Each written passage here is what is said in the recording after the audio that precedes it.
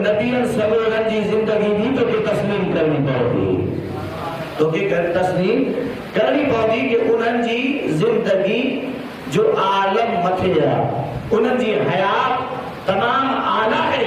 ॾिसो शहीद सगोरा दुनिया का वया, शहीद सगोरा दुनिया का वया, बाद में इद्दत पूरी थी त उन्हीं जी जेका बेवा उन्हीं के बेसा निकाह करण जी इजाजत आहे। बेसा भली निकाह करे सके थी पई ऐं उन्हीं औरत जे बेसा निकाह करण में कोई भी कबाहत ना है, कोई भी गलत गाल ना है, बल्कि शरीयत उन्हीं के इख्तियार दिनो आहे कि पांजो निकाह अगर करे बे हंते करे सके थी पई त शहीदन जी जेका बेवा उन्हीं जो बेसा निकाह थियण इहो जायज ऐं दुरुस्त अमल आहे। ऐं अचो नबियन सगोरन जे बारे में अल्लाह ताला जे महबूब सल्लल्लाहु अलैहि वसल्लम जे बारे में अल्लाह ताला फरमायो त महबूब अलैहिस्सलातु वस्सलाम जे महल इन दुनिया का पर्दो फरमाइंदा त ए अज़वाज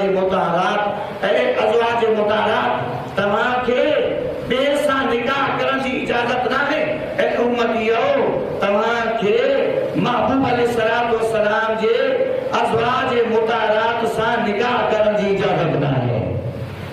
तव्हां सां के कॾहिं भी अज़वाज मुताहरात सां महबूबन करीमन अलैहिस्सलाम जे अज़वाज सां तव्हां के निकाह जी इजाजत ना है।